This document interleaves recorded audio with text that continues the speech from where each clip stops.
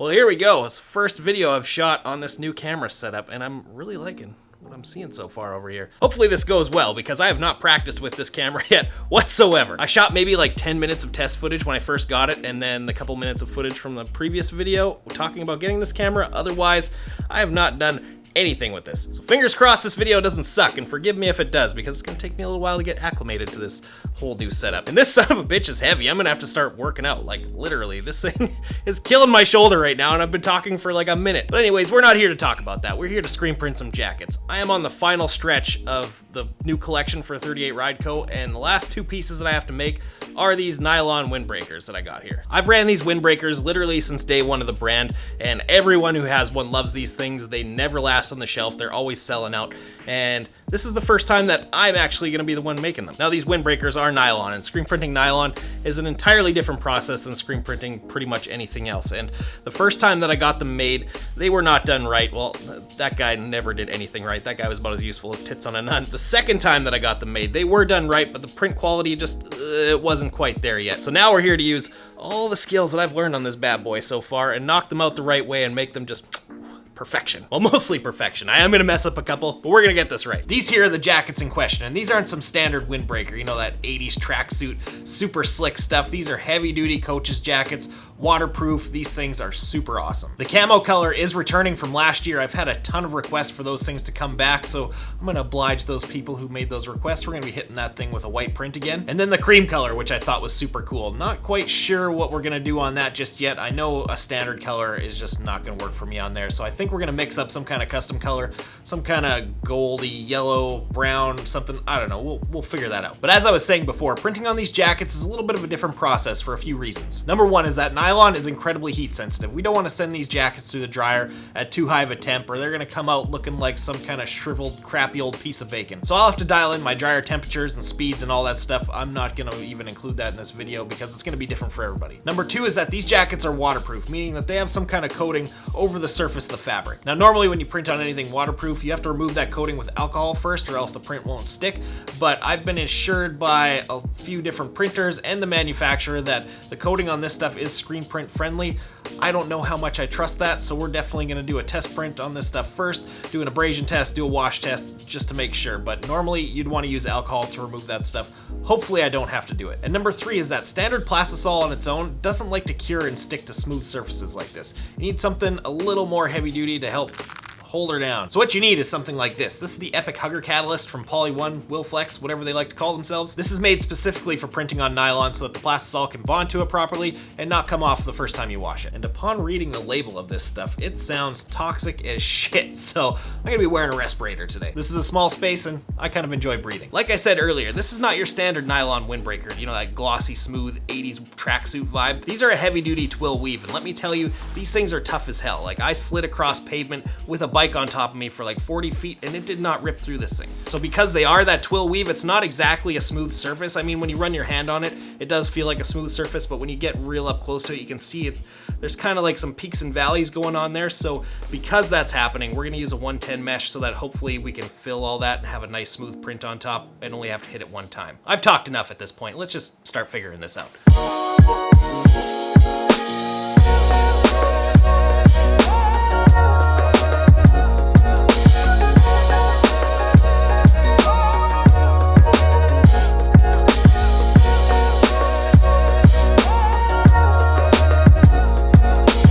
We're gonna knock out a quick test print first, and that's why I only mixed up a very small batch of this stuff, because once that catalyst is mixed in there, it's only good for about 4 hours before this ink starts to harden up and become garbage. And thankfully, I don't have to do my test printing on one of the nice new jackets. I have one of these old ones here that was garbage from the previous screen printer. If you can see the front here, look how melted this thing is. It's horribly bad, and this guy gave it to me passing it off like, no, that's totally fine. Ridiculous. But either way, this thing is still new, and it'll be perfect for doing our test print, wash test, abrasion testing, all that stuff. So let's do this.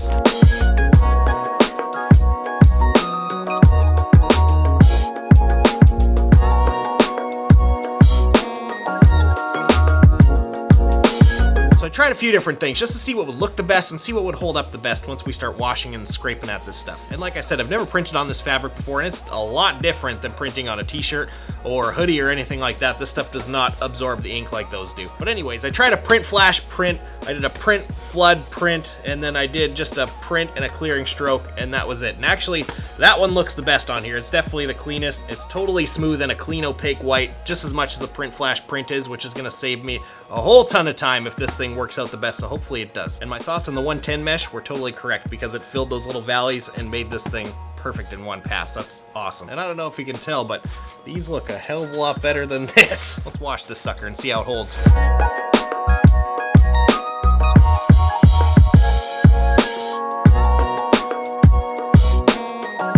Perfect timing. Well, that's going on. A few boxes of cool stuff just showed up.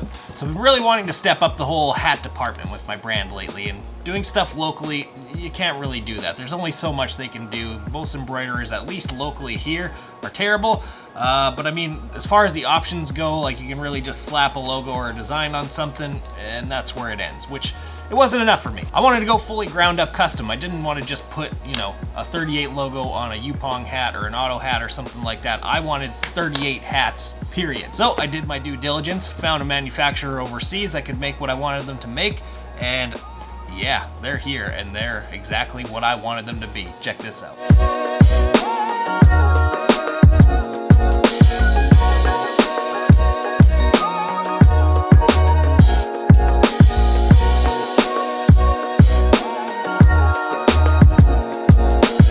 Yeah, that's pretty awesome. These are fully ground up designed, fully branded 38 Rideco pieces, nothing else. Super pumped on all the details. I added like all the custom labels and taping and all that stuff. Plus they were able to do some cool stuff for me, like these branded leather patches and molded rubber patches sewn on there. Super cool, not many people are doing that. And yeah, just finally dipping my toes into the overseas manufacturing side. It was a bit of a process to kind of figure it out and learn how to communicate with these people, but now I'm starting to get a whole lot better at it, and we're gonna be doing a lot more of that stuff in the future, the very near future, because riding gear, it's coming.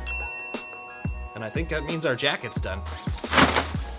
All right, so test number 1 was a success. I put it through the machine twice and then put it on a pretty aggressive dryer cycle, and as you can see, the print is still perfectly clean. There's nothing coming off of it. And for comparison purposes, remember the original print I said it was not done properly, and it went into the machine with perfectly clean prints on it. Well, this is what it came out with. As you can see, most of the print cracked and washed off, which means there was zero catalyst in this stuff. And if you take a look at this, I can just scratch this off like nobody's business. Whereas my prints, that shit ain't going anywhere. Now, the full cross-linking between the ink and the catalyst doesn't happen until around 48 to 72 hours, but I mean, fresh out of the oven, it passed a wash test, it passed a minor abrasion test, so at this point, I think I can trust it and move ahead into production. And then we'll do a full abrasion test 3 days from now, but I'm not worried about it. Let's move into production on these suckers.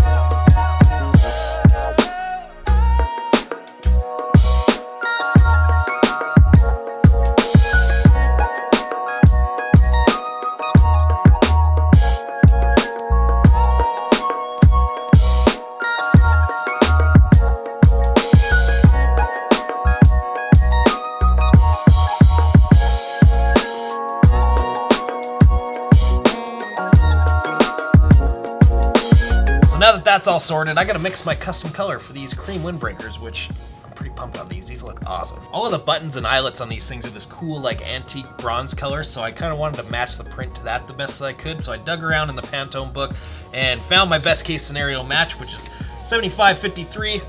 Pretty damn close. I really think that's gonna be some cool contrast on here, so let's get that mixed up, start printing.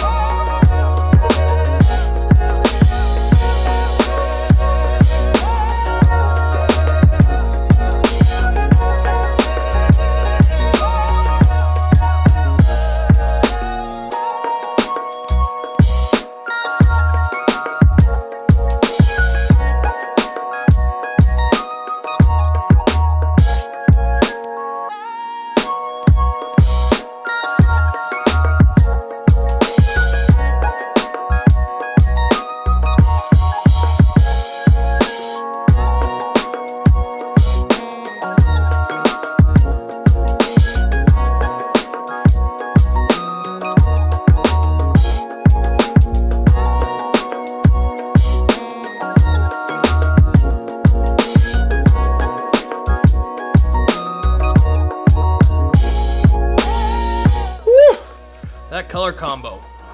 I knew that one was gonna be good. But we're on the home stretch. Front and backs are printed on both colorways. I only messed up one jacket along the way, which I think is pretty amazing, being it's the first time I've printed these. All we got left to do is mix up a little bit more ink, print the neck labels in these bad boys, and we're done. Let's carry on.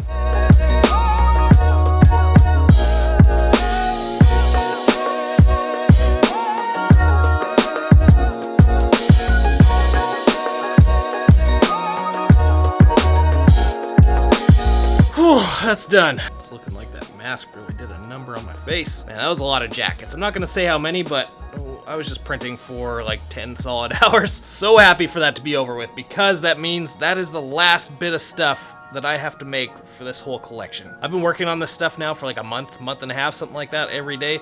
It's been crazy. Oh, it's finally over. Actually, why am I celebrating? I have to start it all over again like in a day or two, because those 4 slots there, those were all filled with those high-speed hooligans tees, and as you can see, there's like, I don't know, 6, 7 left. I gotta restock those. Gotta restock all the hoodies again, and then start working on fall, winter stuff. So yeah, I guess I'm pretty much just starting this whole thing over again. It's good though, no complaints. But I'm gonna give these things the 2 or 3 days that they need to fully cure before we wrap this thing up. So let's go ahead and spin to that. Yeah. It's taken me so long to get started today. I'm watching Bud's Creek right now. Special shout out to the homie Foreo Hooligan for sponsoring my 2019 motocross season. But it's been 3 days and that catalyst is all done doing what it needs to do, so we're ready to do a solid abrasion test on these things. But first, let's have a look at what we made.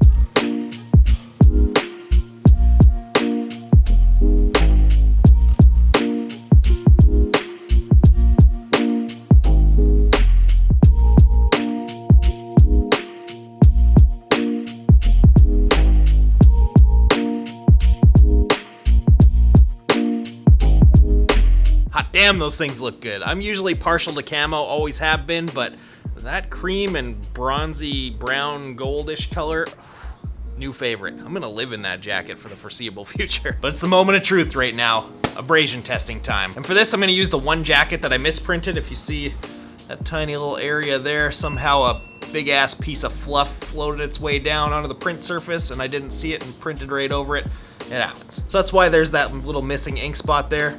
Disregard that. But the reason that I want to use this one is because I want to beat the absolute shit out of it and see what that print can handle. And it went through all the same process as all the good ones anyways, so there's really no difference otherwise. So let's get this going.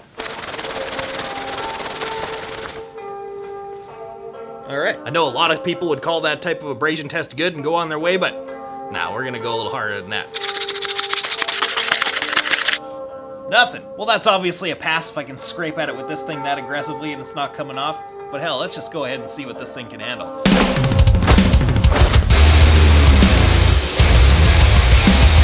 Wheelie. Get it. Useless.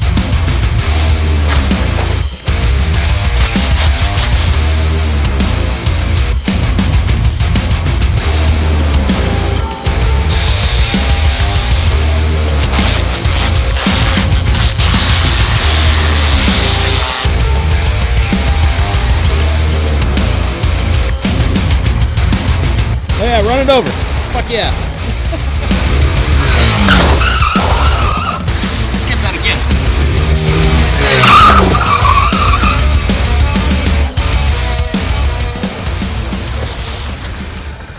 I think that might have done it.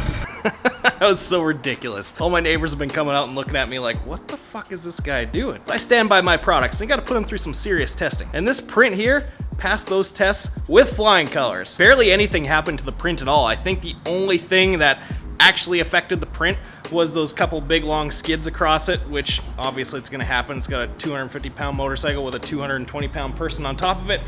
It's gonna happen. But I mean, it barely did anything to the print at all. And that goes to show what I was talking about at the start of the video, saying that these jackets are super tough, and I've slid across the pavement for like 40 feet wearing one and it barely ripped.